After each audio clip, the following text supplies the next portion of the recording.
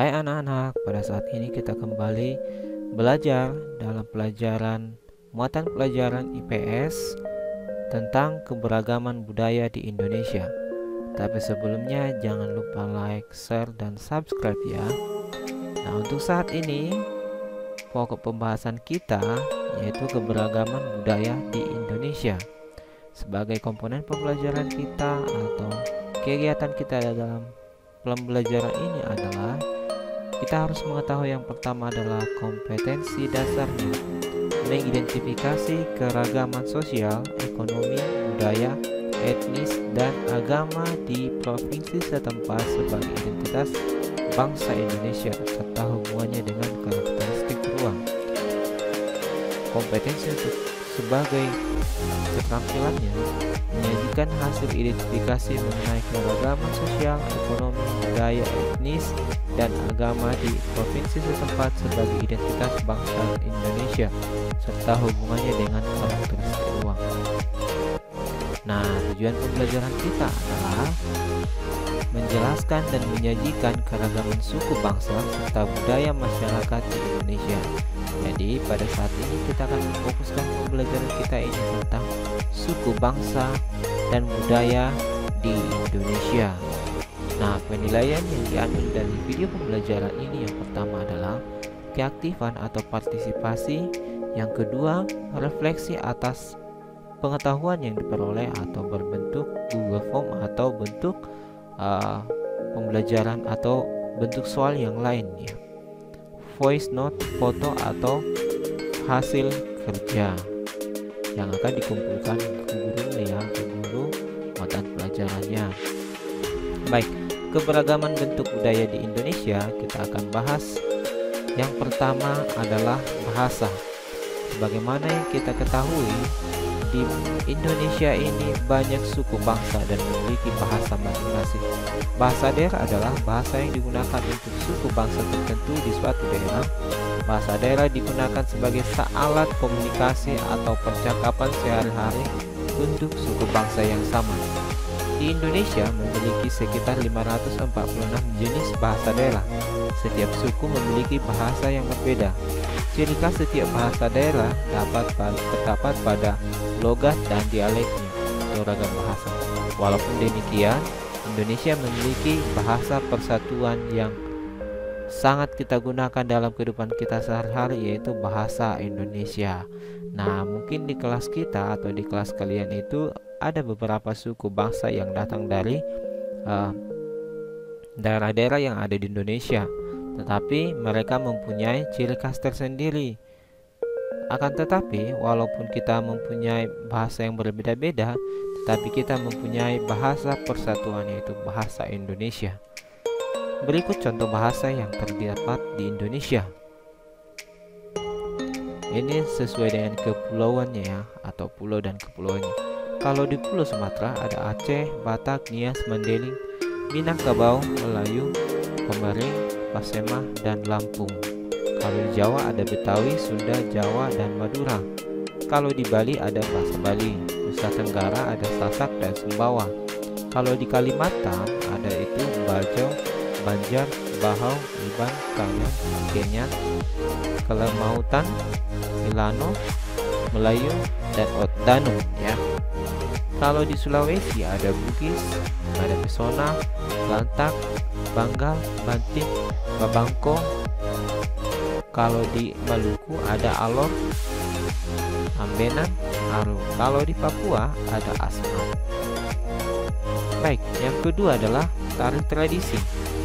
Tari tradisi ini adalah seni yang menggunakan gerak tubuh secara berirama yang dilakukan untuk mengungkapkan secara berirama yang dilakukan untuk mengungkapkan maksud ya, perasaan dan pikiran. Indonesia memiliki berbagai macam tarian tradisional yang tersebar di seluruh wilayah Indonesia. Tarian tradisional biasanya menampilkan ciri khas daerahnya. Tarian tradisional biasanya memiliki makna dan simbol.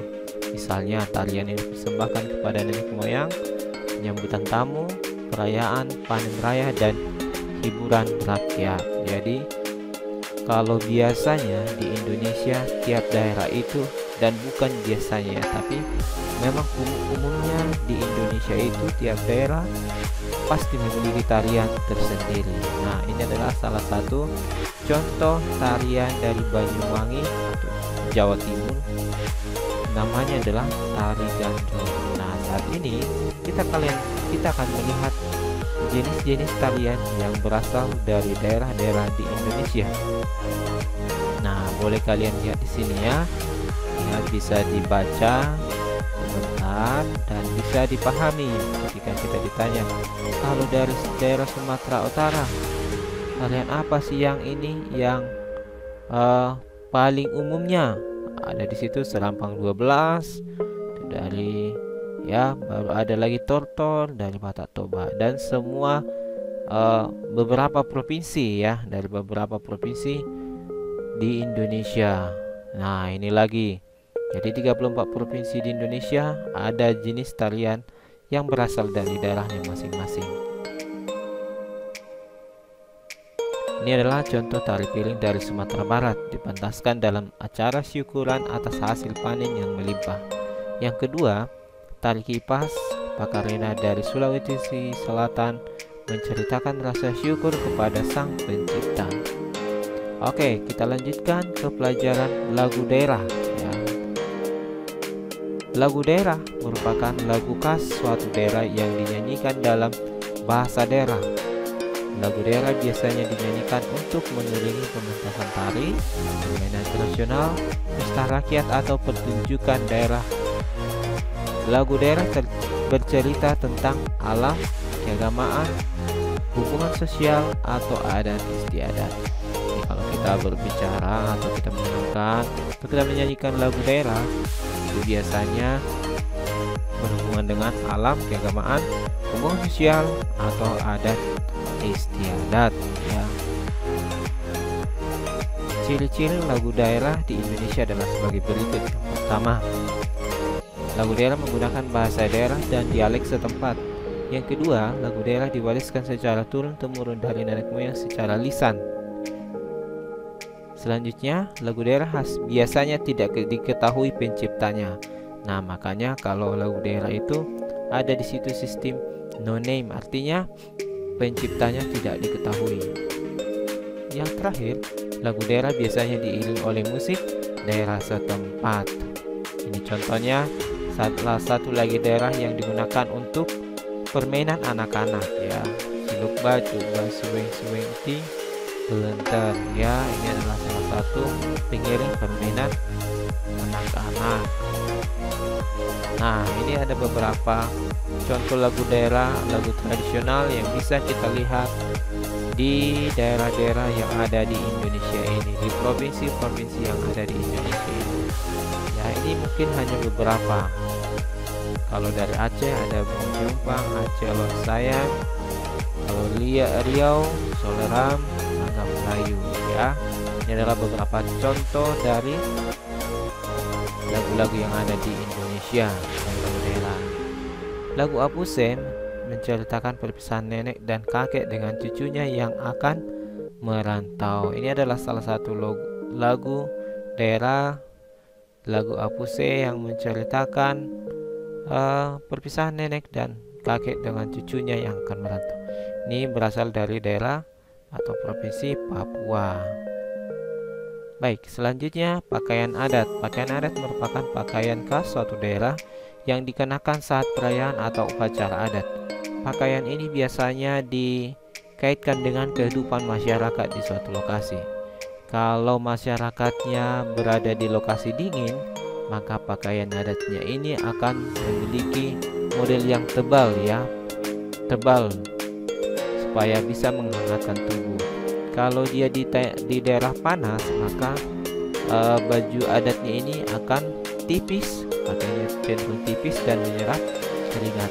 Dan juga warna atau coraknya itu sesuai dengan alamnya ya, benda-benda yang ada di sekitarnya.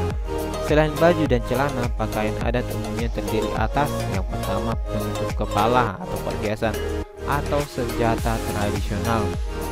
Model pakaian, warna pakaian, dan hiasan berbeda-beda antara daerah yang satu dengan daerah yang lainnya. Itu berdasarkan alam dan situasi atau kondisi yang ada di tempat berasal. Contohnya di Kalimantan ya, ada gunung enggang ya yang menjadi ciri khas daripada Kalimantan ya, sehingga beberapa baju atau perhiasan kepalanya menggunakan paruh burung enggang seperti itu ya. Ini ada beberapa contoh pakaian adat dari beberapa sampel daerah yang ada di Indonesia.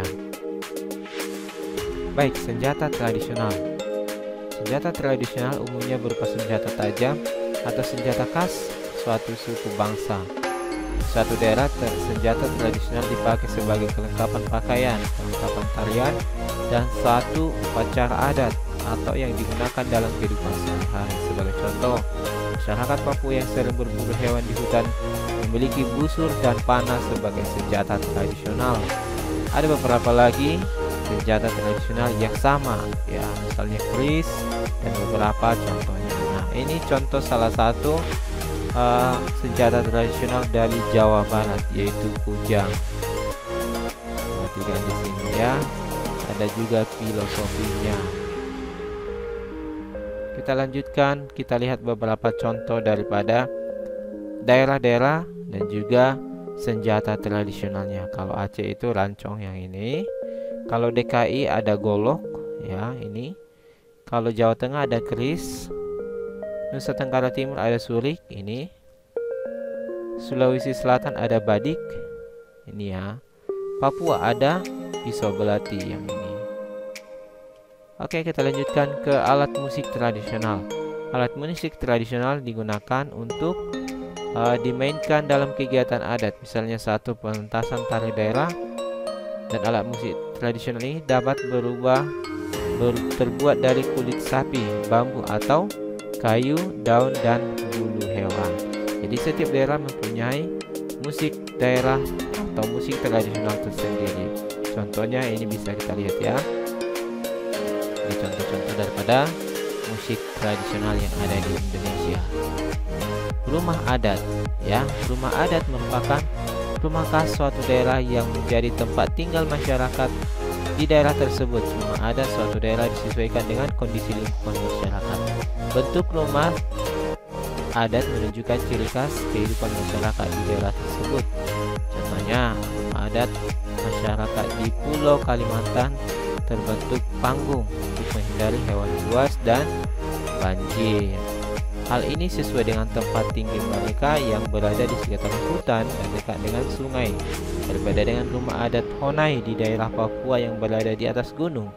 Honai tidak memiliki jendela agar udara dingin dari luar tidak masuk ke dalam rumah.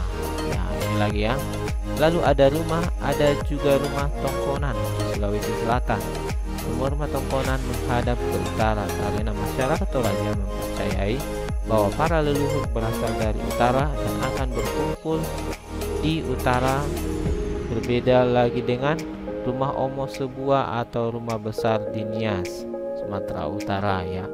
Rumah Omo Sebuah dibangun dengan tiang-tiang tinggi dan besar untuk mengelilingi penghuninya dari serangan suku lain. Selain itu, Omo Sebuah juga didesain tahan terhadap guncangan gempa bumi. Jadi rumah adat itu berdasarkan pengalaman hidup dan cara peradaban manusia atau cara peradaban masyarakat di suatu tempat. Kita lihat di sini beberapa rumah adat ya. Di tengah Papua ini tongkonan, ini juga rumah gadang ya, yang disesuaikan dengan jumlah anak perempuan di dalam keluarga. Ini adalah filosofi atau fungsi daripada rumah adat yang ada di Indonesia. Baik, ini contoh nama-nama rumah adat yang ada di Indonesia. Silahkan perhatikan dan juga silahkan dipelajari. Jika suatu saat nanti ditanyakan atau kita lihat gambarnya, bisa kita sebutkan.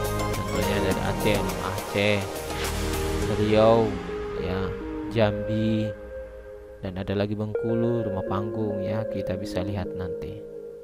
Baik, Sampai di sini pembelajaran kita, sampai di sini materi kita. Sampai bertemu di video selanjutnya. Jangan lupa like, share, dan subscribe. Terima kasih.